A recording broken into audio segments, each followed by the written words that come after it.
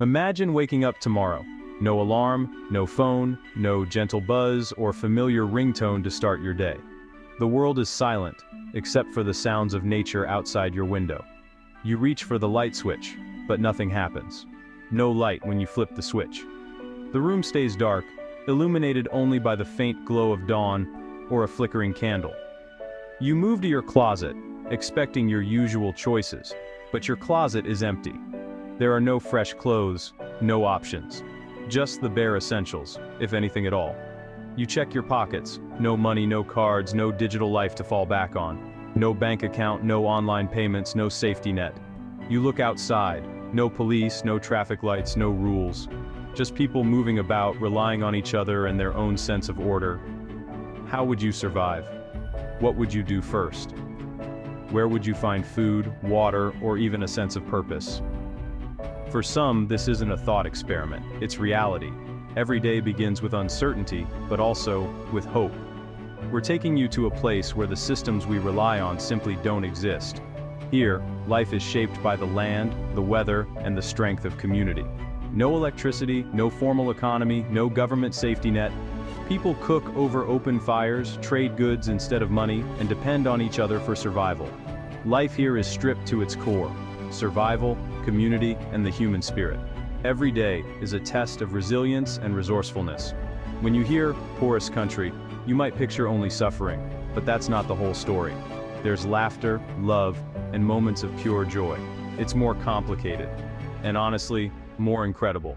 There's a richness here that can't be measured in dollars or possessions. Don't click away. This isn't just about poverty.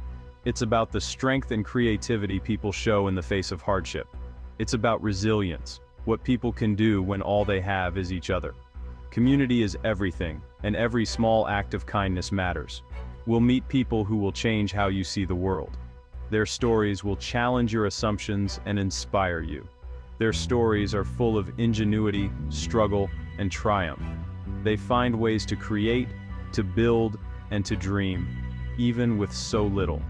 You'll witness moments of heartbreak and moments of hope. Families supporting each other, friends sharing what little they have. This journey is a mirror. By seeing a life so different, we see our own more clearly. We question what truly matters. What do we really need? What makes us happy? What does it mean to be rich or poor? Sometimes the answers are not what we expect. The answers might surprise you. They might even change you. Take a deep breath. Forget what you think you know. Open your heart to a new perspective. Let's step into this world together. Let's walk these paths and meet these people. Let's see what it teaches us about survival, community, and ourselves. There's wisdom here, if we're willing to listen. This is a story you won't forget. It's a journey that will stay with you long after it ends. It's not about pity, it's about understanding.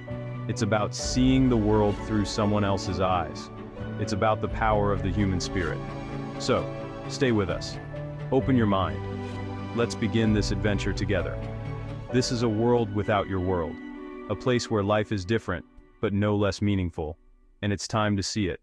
Welcome to a new perspective.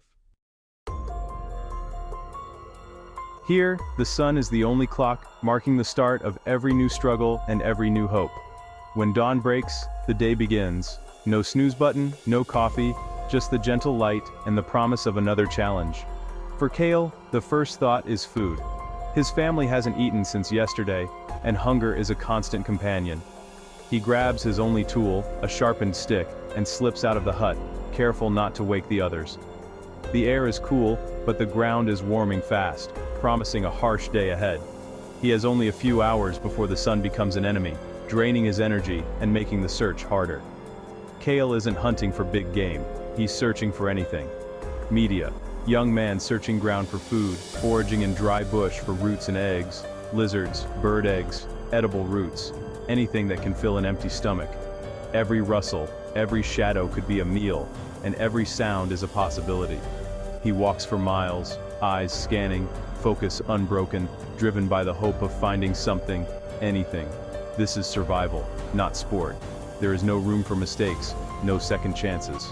Today, luck is on his side, a small rodent near a bush, a rare opportunity in this harsh land. He waits, motionless, then strikes. every muscle tense with anticipation. It's a success. Just enough for a few mouthfuls each, a small victory in a world of scarcity. He ties his prize to his waist and heads home, already thinking about the next hunt, knowing this meal won't last. This is the rhythm of life, a daily search for food, never guaranteed, always uncertain. No grocery stores, no leftovers, just uncertainty, and the hope that tomorrow will bring something more. For Kale, today's relief is brief. The hunger is eased, but never gone. Tomorrow, the question returns. Media, worried family at sunset in rural hut. Young man staring out at barren landscape, thoughtful. What will we eat? The cycle never truly ends. This is the cycle that defines every moment, every decision, every hope. Survival is a full-time job, demanding every ounce of strength and determination. And the hunger never really leaves, lingering in the background, shaping every day, every dream. When the sun scorches or the night chills, you go home. But here, home is a small hut. No architects, no hardware stores. It's built by hand, from bent branches, mud, grass, and sometimes dung. Building is a community event. Everyone helps. Men gather branches, women and children fetch water, mud is slapped on and left to bake. Inside there's no furniture, just mats on packed earth, a fire pit at the center. Smoke escapes through a hole in the roof. It's simple, cramped, but it's a sanctuary. Each hut is a symbol of resilience, built with effort, cooperation, and hope. It's not just shelter, it's a testament to survival. Here, a home is made from what the earth gives and what the community builds together. Imagine a world where money doesn't exist, and instead, the entire economy is built on trust, generosity, and simple acts of kindness. If your neighbor has food and you don't, they share without hesitation. No written contracts, just a deep, unspoken understanding that everyone looks out for each other. Next time, when you have something extra, you'll do the same for them, and the cycle of giving continues. Skills and favors are exchanged every day. A pot is traded for help fixing a roof. Childcare is offered in return for a warm meal, and everyone's unique abilities are valued. Here, wealth isn't measured by how much you own, but by the strength of your relationships and the bonds you build with others. To be truly rich is to have friends and a supportive community. To be alone, with no one to turn to, is to be truly poor. In this world, every interaction is personal. Generosity isn't just a virtue. It's a way to survive and thrive together. Those who act selfishly or refuse to help others quickly find themselves isolated, left out of the community's warmth. When a child falls ill, the entire village comes together, offering support, comfort, and whatever help is needed. The safety net here isn't made of policies or paperwork. It's woven from the hands and hearts of the people themselves. It's not a perfect system, but it's powerful. Here, I am my brother's keeper, and community is the true currency that sustains us all. In the end, kindness is the only wealth that truly matters, and it's the richest treasure anyone can possess. Meet Amara, a mother of 4, widowed, and the backbone of her family. Her hands are rough from work, but gentle with her children. She became the village's most resourceful forager, teaching her children to survive. Her life is a testament to a mother's will. One day, exhausted, a neighbor quietly took her heavy basket and carried it home for her. A small gesture, but everything in that moment. Amara's story is shared by many women here. Quiet strength, endless perseverance. They are the warriors fighting for their children's future. Why does this place struggle? It's not laziness or lack of intelligence. Once, this land was rich. Rivers flowed, herds roamed. Colonial borders cut through resources, confining people to less fertile ground. Political instability, civil wars, and corruption followed. Then came climate change. Droughts, dying rivers, lost cattle. In a few generations, proud herders became desperate foragers. This poverty isn't a personal failure. It's the result of history, politics, and a changing climate. They live with consequences they didn't create. Understanding this history replaces judgment with empathy. These are not just poor people. They are survivors of a broken system. When you have nothing, everything has potential. Metal scrap becomes a knife, a gourd becomes a water bottle, tools are made by hand, rocks chipped for blades, branches hardened for digging.